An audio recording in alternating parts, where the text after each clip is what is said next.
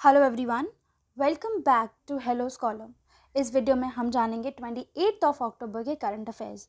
अगर आपने हमें अभी तक सब्सक्राइब नहीं किया है तो प्लीज़ हमें सब्सक्राइब करें। सेशन अच्छा लगे तो लाइक करें।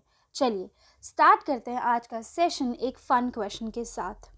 World's dirtiest man Amou Haji died in Iran. What is the currency of Iran? Iran की करेंसी क्या है? अमोज हाजी जो है वो दुनिया के सबसे ज़्यादा डर्टीएस्ट मैन माने जाते थे। अंकल हाजी के नाम से इनको बुलाया जाता था और इनकी ईरान में डेथ हो चुकी है। और ईरान की करेंसी क्या है? रियल, दिनार, लीरा या यूरो। 4 ऑप्शन है आपके पास। आपको मुझे ये बताना है कि ईरान की करेंसी क्या है। तो बच्चों, ईरान की करेंसी है रियल। ठीक है, रियल जो है वो ईरान की करेंसी है। ये जो वर्ल्ड डर्टीएस्ट मैन, हम बोलते हैं ना कि नहाना बहुत ज़्यादा ज़रूरी है, नहाएंगे नहीं तो हम बीमार हो जाएंगे तो ज़्यादा नहीं जी पाएंगे। बट ऐसा एक्चुअली में होता है या नहीं होता है ये तो मैं तो नहीं कह सकती हूँ। बट इनकी जो डेथ है ना, इनकी डेथ हुई है 94 ईयर्स पे। 92-94 ईयर्स के हैं ये, इनकी तब डेथ हुई है। तो आप लगा सकते कि ज़रूरी नहीं है, ऐसा मान सकते हैं। वो उन बॉयज़ के लिए जो कि सिर्फ़ और सिर्फ सुबह परफ्यूम लगाया और यूनिवर्सिटी चले गए, तो उनके हिसाब से तो ये प्रूव होता है कि भैया नहाना ज़रूरी नहीं है। चलिए, ईरान की जो करेंसी है बच्चों वो है रियल, और ईरान की जो कैपिटल है वो है तेहरान। इनकी जो डेथ हुई है वो हुई है खरारे दिजा गांव का नाम है। ठीक है, इनको प्यार से अंकल हाजी भी कहकर बुलाते थे। चलिए अगले क्वेश्चन की तरफ बढ़ते हैं। क्वेश्चन नंबर 2 क्या कह रहा है? List of priority fungal pathogen has been released by. कौन सी ऑर्गेनाइजेशन ने प्रायोरिटी फंगल पैथोजेंस की एक लिस्ट को रिलीज़ किया, एक लिस्ट निकाली है? फर्स्ट टाइम ऐसा हुआ है कि ये लिस्ट रिलीज़ हुई है, तो ये किसने करी है? UNEP, WHO, UNFCCC, none of the above. 4 option है आपके पास। अब आप मुझे ये बताएं कि पैथोजन लिस्ट किसने रिलीज़ करी है। तो बच्चों, WHO ने पैथोजन लिस्ट जो है वो रिलीज़ करी है। पैथोजन लिस्ट क्या होता है? ऐसी इन्होंने लिस्ट बनाई है उन पैथोजन्स की, उन फंगल पैथोजन्स की जो कि ह्यूमंस के लिए बहुत ही ज़्यादा नुकसानदायक हैं। They are greatest threat to public health उससे बहुत ज़्यादा अफेक्ट होती है। तो ऐसे 19 फंजाई के नाम उन्होंने बताए हैं। चलिए अगले क्वेश्चन की तरफ बढ़ते हैं। अगला क्वेश्चन क्या कह रहा है? Inhalable vaccine against Covid have been developed by which country? Inhalable क्या होता है? यानी कि जिसको कि आप इनहेल कर सकते हो, है ना। इनहेलर वगैरह आपने सुना होगा। तो हम क्या करते हैं, बस सांस ऐसे ले लेते हैं और वो हमारे बॉडी के अंदर चली जाती है। तो कौन सी कंट्री ने ये इनहेलेबल वैक्सीन डेवलप करी है? इजराइल, इंडिया, USA या फिर चाइना। 4 ऑप्शन है आपके पास। आप मुझे ये बताएं कि कौन सी कंट्री ने डेवलप करी है इनहेलेबल वैक्सीन? तो वो डेवलप करी है बच्चों चाइना ने। चाइना ने पहली बार, ऐसे बहुत सारे कंट्रीज है जिसने कि नेज़ल वैक्सीन डेवलप करी। किसी ने, जैसे कि हमारे पतंजलि के ओनर बाबा रामदेव ने, उन्होंने पूरी किट डेवलप कर दी। अपने पूरी किट डेवलप कर दी कि अगर आप खाओगे तो फिर कोविड-19 आपको नहीं होगा। ये सारी जो चीज़ें हैं, तो अलग अलग तरीके की वैक्सीन्स, अलग अलग तरीके की मेडिसिन वगैरह सब ने बनाई है। बट इनहेलेबल वैक्सीन ये न्यूज़ में इस वजह से, क्योंकि अब इसको अप्रूव कर दिया गया कि हाँ, we can use it for the treatment of COVID. अब वो कितना यूज़ होता है कितना नहीं होता है, कितना इफेक्टिव है, वो तो बाद में देखा जाएगा। चलिए अगले क्वेश्चन की तरफ बढ़ते हैं। अगला क्वेश्चन क्या कह रहा है? Who has been appointed as the chairperson of Air Transport Committee ATC of the International Civil Aviation Organization? International Civil Aviation Organization की एक कमेटी है, उसका नाम है एयर ट्रांसपोर्ट कमेटी। इसके चेयरपर्सन कौन चूज करे गए हैं? Who has been appointed as the chairperson? Vivek Johri, Zuber Riaz Kamili, doctor Shefali Juneja, none of the above. 4 option है आपके पास, ये रहे। तो आप बताइए कि चेयरपर्सन कौन चुने गए हैं? तो बच्चों, उनका नाम है डॉक्टर शेफाली जुनेजा। इनको चूज़ किया गया है as the chairperson of air transport committee. अब जैसे इसका नाम है ना, वैसे इसका काम है एयर ट्रांसपोर्ट का, मतलब जो एविएशन, मतलब कि जो एयरप्लेन्स, एयरक्राफ्ट, ये सारा जो ट्रैफिक मैनेजमेंट और कौन से फ़्लाइट कहाँ पर होगी, क्या कंडीशन है, क्या पोजीशन है, रूल्स रेगुलेशन, ये सारी चीज़ें ये ऑर्गेनाइजेशन मैनेज करती है, उसको देखती है। तो ऐसा ऐसा 28 साल में पहली बार हुआ है कि कोई मतलब कोई इंडियन जो है वो इस पोस्ट के लिए अपॉइंट किया गया है। सो नेक्स्ट क्वेश्चन पे पढ़ते हैं बच्चों। नेक्स्ट क्वेश्चन क्या कह रहा है? नेक्स्ट क्वेश्चन है, Indian army celebrated 76th infantry day on. Indian army ने अपना 76th इन्फेंट्री डे सेलिब्रेट किया है, वो कब किया जाता है? 25th of October, 26th of October, 27th of October या 28th of October. Infantry day, infantry day देखो, दो तरीके के सोल्जर्स होते हैं। एक होता है फुट सोल्जर्स जिसको हम इन्फेंट्री बोलते हैं। कैवलरी कौन से होते हैं? जो कि हॉर्स राइड करते हैं, जो घुड़सवार होते हैं, तो उनको हम बोलते हैं कैवलरी। ठीक है, इन्फेंट्री कैवलरी में कंफ्यूज नहीं होना। तो ये सेलिब्रेट किया जाता है बच्चों 27th ऑफ अक्टूबर को, इन्फेंट्री डे। अब स्पेसिफिकली यही डेट क्यों चूज़ करी गई? ये डेट इस वजह से चूज़ करी गई क्योंकि 27 अक्टूबर 1947 में पहली बार इंडिया के ऊपर होने वाले अटैक को इन्फेंट्री ने रेजिस्ट किया था, रिपील किया था, उसके अगेंस्ट वो लड़े थे कश्मीर वैली में। तो उस दिन को सेलिब्रेट करते हुए हम मनाते हैं 27 अक्टूबर को इंडियन इन्फेंट्री डे। ठीक है बच्चों, चलिए अगले क्वेश्चन पे बढ़ते हैं। अगला क्वेश्चन क्या कह रहा है? Recently seen in news, Hawk air defence system is developed by which country? Hawk जो है बहुत ज़्यादा न्यूज़ में है। अब ये न्यूज़ में है तो देखो, हो सकता है चांसेस ये हो सकते हैं कि न्यूज़ में आपसे ये ना पूछा जाए कि हॉक कौन सी कंट्री का है। आपसे डायरेक्टली क्वेश्चन ये भी आ सकता है, ये इनडायरेक्ट क्वेश्चन है क्योंकि इंडिया के क्योंकि ज़्यादा चांसेस ये होते हैं कि आपसे फिर अगर कोई भी मिसाइल कुछ भी ऐसा न्यूज़ में है तो वो आपसे इंडिया के कॉन्टेक्स्ट में पूछ लेगा कि इंडिया की ऐसी कौन से मिसाइल है। जैसे बहुत सारी रिसेंटली मिसाइल लॉन्च होती है, बहुत सारे हम सैटेलाइट्स लॉन्च करते हैं, कहाँ से लॉन्च करते हैं, तो ये सारी चीज़ें जो है वो आपसे डायरेक्टली न्यूज़ में पूछी जा सकती हैं। चलिए अब हम फिलहाल पढ़ते हैं कि हॉक किसने डेवलप किया, इंडिया, चाइना, यूएसए या फिर यूक्रेन। तो बच्चों जो हॉक है ना, ये एक एयर डिफेंस सिस्टम है जो कि डेवलप किया गया है यूएसए के द्वारा। ठीक है, यूएसए ने इसको डेवलप किया था। सबसे पहले ये वियतनाम वॉर में यूज़ हुआ था, जो यूएसए और वियतनाम वॉर हो रही थी दोनों के बीच में 1959 में इसको यूज़ किया गया था। बट अब ये न्यूज़ में क्यों है? ये न्यूज़ में इस वजह से है क्योंकि यूएसए अब सोच रहा है, यूनाइटेड स्टेट्स जो है वो ये सोच रहा है कि वो यूक्रेन को हॉक जो है वो सेंड करेगा ताकि वो रशिया के अगेंस्ट लड़ सके। जो रशिया जो ड्रोन्स फायर कर रही है ना और क्रूज मिसाइल्स फायर कर रही है, तो उसके अगेंस्ट ये काफ़ी इफ़ेक्टिव रहेगा। यूक्रेन की हेल्प करने के बारे में यूएसए जो है वो सोच रहा है। अब चलिए, हॉक की जो किलिंग प्रोबेबिलिटी है ना बच्चों, वो है 85%। मतलब 85% ऐसे चांसेस होते हैं कि वो जो मिसाइल लॉन्च करता है उससे जो मतलब वो निशाने पे जो है वो जाकर 85% चांसेस है कि वो लगेगा ही लगेगा। चलिए नेक्स्ट क्वेश्चन पे बढ़ते हैं। नेक्स्ट क्वेश्चन क्या कह रहा है? नेक्स्ट क्वेश्चन है एमिशन गैप रिपोर्ट, एक रिपोर्ट के ऊपर है। Emission gap report was released by WHO, UNEP यानी United Nations Environment Programme, WHO World Health Organization, Ministry of Environment, Forest and Climate Change, WEF World Economic Forum. Short forms आपको आनी चाहिए कि basically UN के organisations की short form क्या है, और अगर शॉर्ट फॉर्म आ गई तो शॉर्ट फॉर्म का एक्चुअली फुल फॉर्म भी क्या है। तो बच्चों ये रिपोर्ट जो है एमिशंस गैप रिपोर्ट, ये कौन सी ऑर्गेनाइजेशन रिलीज करती है?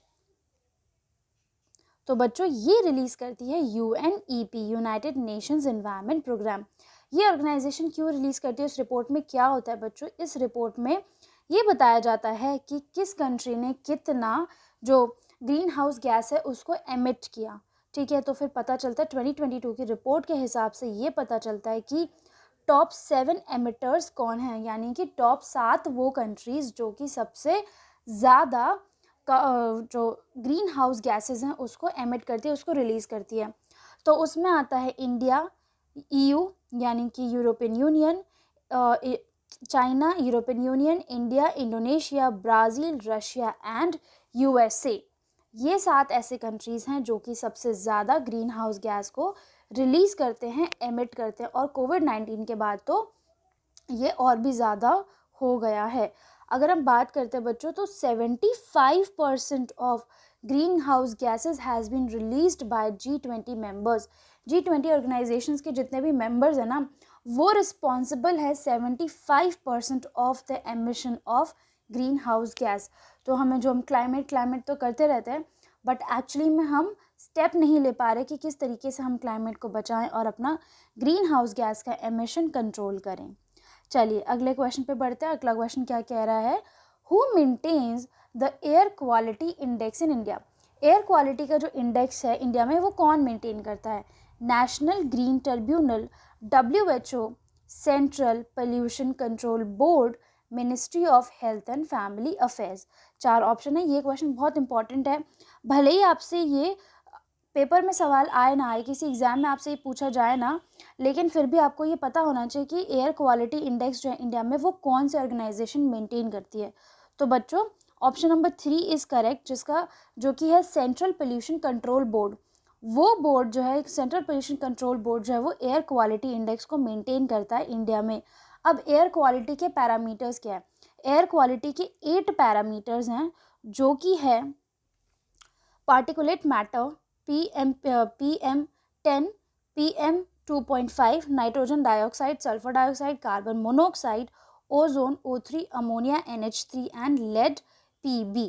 ठीक है, ये चीज़ न्यूज़ में क्यों है, ये चीज़ न्यूज़ में क्यों आई है? क्योंकि थर्सडे यानी कि परसों, day before yesterday, sorry Thursday यानी कि कल, तो कल क्या, दिल्ली में सबसे बुरा एयर क्वालिटी जो है वो आज अभी तक की सबसे बुरी एयर क्वालिटी जो है वो रिकॉर्ड करी गई है। It was very very bad, very poor.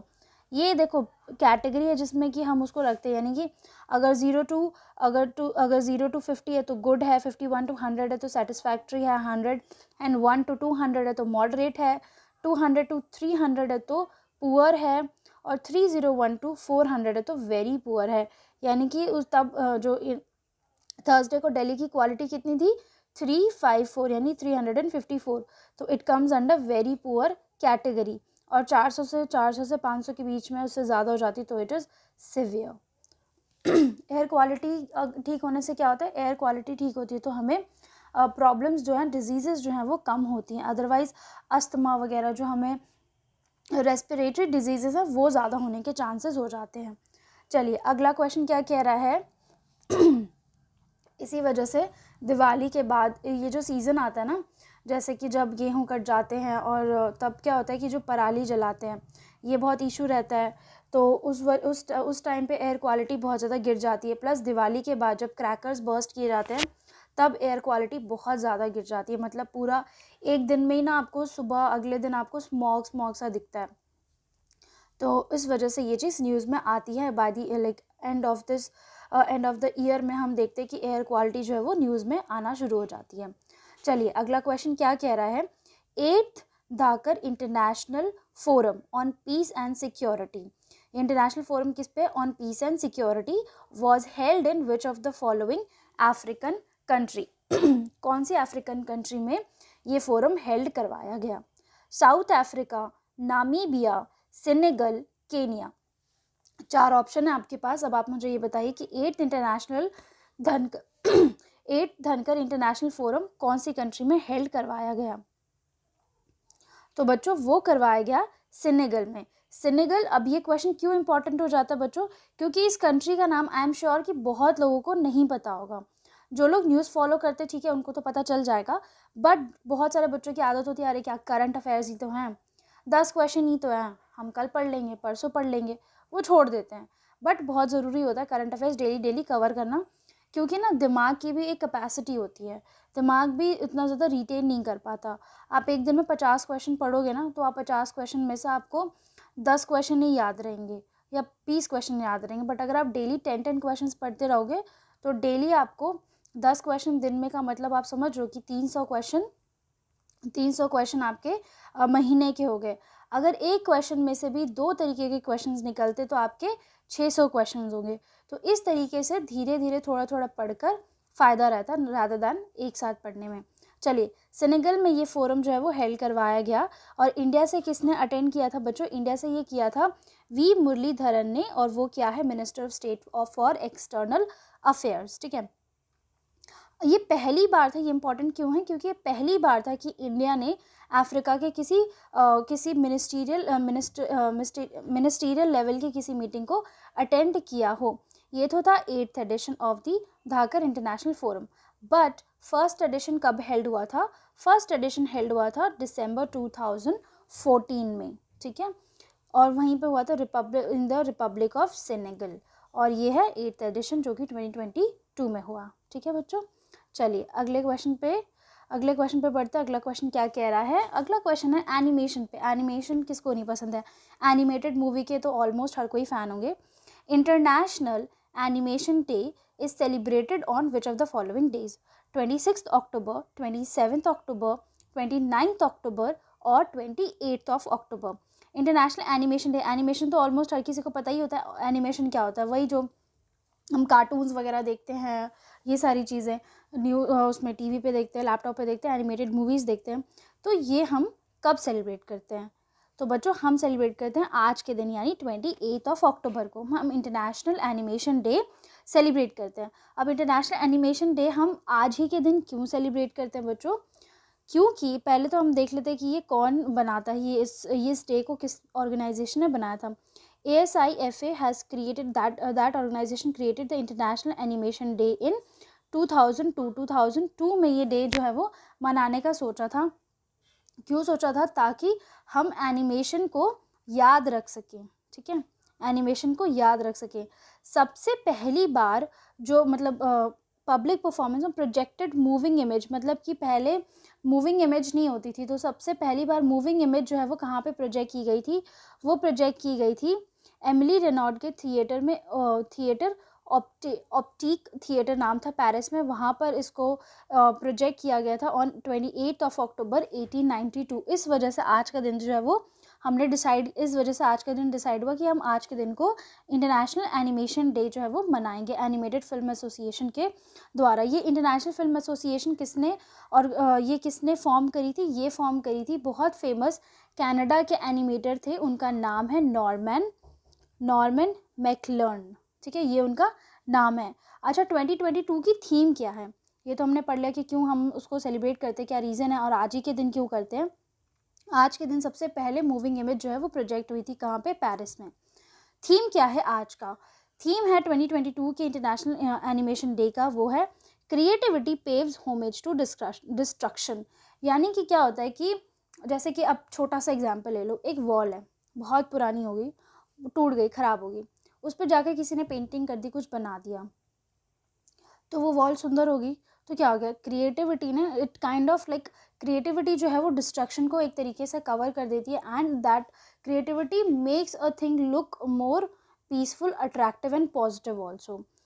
Obviously बात है, क्रिएटिविटी पॉजिटिव और नेगेटिव दोनों तरीके से हो सकती है, बट अगर हम उसको पॉजिटिव वे में यूज़ करें तो वो और भी ज़्यादा, मतलब it makes things good and positive. So that's all for this video. That's all for this current affairs session. I hope you guys liked the session. Kindly like, share, comment and subscribe to our channel. If you have any feedback, you can give us in the comment section. Thank you everyone.